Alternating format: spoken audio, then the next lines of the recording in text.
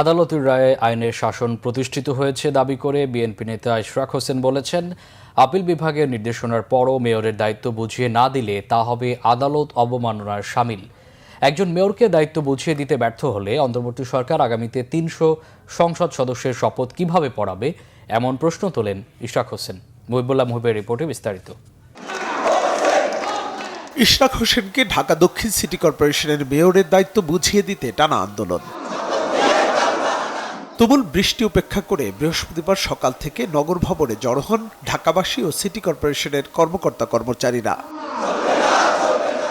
Appeal বিভাগের আদেশের পর নগর ভবনে যান ইশরাক হোসেন। নেতাকর্মীরা ফুল দিয়ে তাকে বরণ করে নেন। পরে ইশরাক হোসেন সাংবাদিকদের জানান, নির্বাচন কমিশনের গেজেট প্রকাশের পরেও মেয়রের শপথ নিয়ে টালবাহানা চলছে। আপিল বিভাগের রায় মেনে না নিলে তা আদালত অবমাননার শামিল বলেও মন্তব্য করেন তিনি। তারা যদি অনতি বিলম্বে আমার শপথ গ্রহণ অনুষ্ঠান সম্পন্ন করার জন্য পদক্ষেপ না নেয়, তাহলে এটাই প্রতীয়মান হবে যে বাংলাদেশের সর্বোচ্চ আদালত এবং আপিল বিভাগের প্রতি তারা আদালত অবমাননার শামিল হচ্ছেন। শেষবারের মতো আহ্বান জানাবো, আপনারা অবিলম্বে আমার শপথ গ্রহণ অনুষ্ঠানের জন্য পদক্ষেপ নিন, অন্যথায় আগামীকাল থেকে ঢাকা নগরবাসীকে সাথে নিয়ে এই আন্দোলনকে আরো বেগবান করা হবে। একটি সিটি কর্পোরেশনের মেয়র পদ নিয়ে সরকার নিজের নিরপেক্ষতাকে প্রশ্নবিদ্ধ করছে অভিযোগ তুলে মেয়র পদে দ্রুত শপথের ব্যবস্থার আহ্বান জানান ইশরাক হোসেন।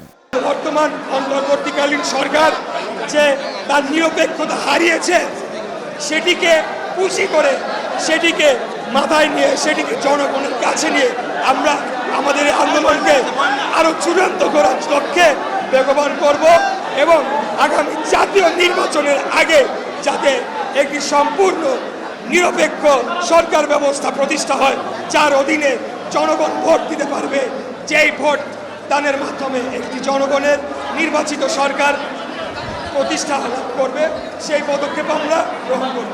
ইশরাক হোসেনকে মেয়রের দায়িত্ব বুঝিয়ে দেওয়ার দাবিতে টানা ১৪ দিন ধরে নগর ভবনের প্রত্যেকটি ফটকে তালা ঝুলিয়ে দিয়ে অবস্থান কর্মসূচি পালন করছে কর্মকর্তা কর্মচারীরা। মুহিবুল্লাহ মুহিব, বাংলা ভিশন, ঢাকা।